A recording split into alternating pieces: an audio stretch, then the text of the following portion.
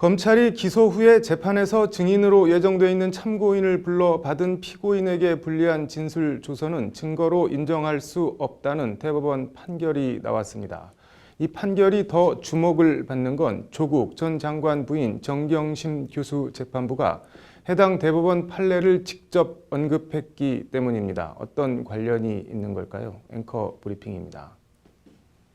대법원은 오늘 양재동 화물터미널 복합개발사업 파이시티 인허가 관련 수억 원을 받은 특가법상 알선수재 혐의로 기소된 이동률 씨에 대해 징역 1년 6개월을 선고한 원심 판결을 깨고 무죄 취지로 파기환송했다고 밝혔습니다.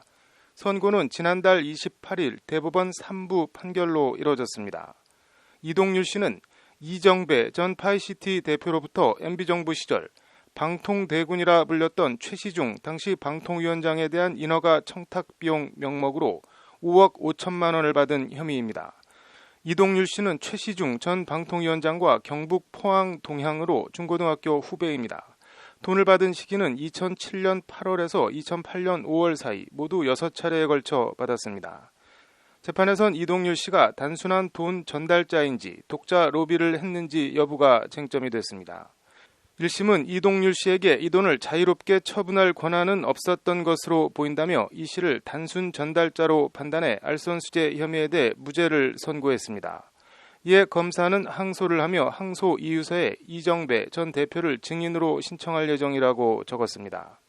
그런데 담당 검사는 이정배 전 대표가 증인으로 출석 예정인 항소심 공판기일 하루 전 이 전 대표를 참고인으로 검찰로 불러 이동률 씨가 단순 전달자가 아니라는 취지로 이동률 씨의 불리한 진술 조서를 받아냈습니다. 이정배 전 대표는 검찰 조사 다음날 법정에 출석해서도 같은 취지로 증언했습니다. 이에 항소심 재판부는 이 전 대표의 진술을 근거로 전체 5억 5천만 원 가운데 이동률 씨가 이명박 대통령 취임 이후 받은 4억 원에 대해선 독자 로비를 위해서 받은 돈으로 판단해 징역 1년 6개월과 4억 원 추징을 선고했습니다. 이 전 대표의 검찰 진술조서는 증거 능력을 인정하기 어렵지만 법정 증언은 증거법상 증거로 채택해도 문제가 없다는 것이 항소심 재판부 판단이었습니다. 이정배 전 대표의 진술이 유죄의 결정적 근거로 작용한 것입니다. 사건을 넘겨받은 대법원은 하지만 전원 합의체에서 장기간 심리를 진행한 뒤 대법원 3부를 통해 원심을 깨고 사건을 무죄 취지로 서울고법에 다시 돌려보냈습니다. 검찰이 기소 후에 받은 검찰 진술조서는 물론 검찰 진술조서와 같은 취지의 항소심 법정 증언도 모두 증거 능력을 인정할 수 없다는 것이 대법원 판단입니다.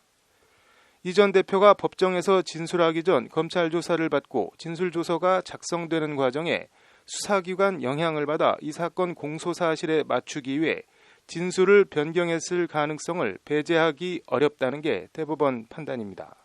쉽게 말해 검찰 조사 영향과 이런저런 이유로 이 전 대표가 사실과 달리 검찰에 필요한 진술을 했을 가능성을 배제할 수 없다는 취지입니다. 대법원은 이에 검사가 일방적으로 법정 밖에서 유리한 증거를 만드는 것이므로 이는 당사자주의, 공판 중심주의, 직접 심리주의에 반할 뿐 아니라 피고인의 공정한 재판받을 권리를 침해한다고 강조했습니다.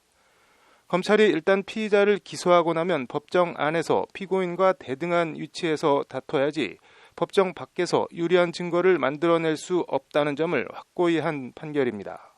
관련해서 조국 전 장관 부인 정경심 교수 사문서 위조 등 혐의 재판부인 서울중앙지법 형사합의 25부 송인권 부장판사는 지난 10일 정 교수에 대한 세 번째 공판준비 기일에서 대법원 이번 판결을 언급하며 검찰에 증거 제출 시 참고해달라고 말했습니다.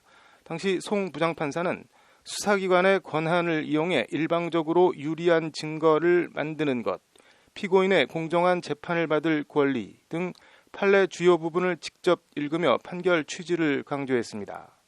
이에 따라 법원과 검찰 안팎에선 검찰이 지난 9월 6일 표창장 위조 혐의로 정 교수를 최초 기소한 이후 확보한 진술 조서나 증거들을 무더기로 기각하는 것 아니냐는 관측도 나오고 있습니다.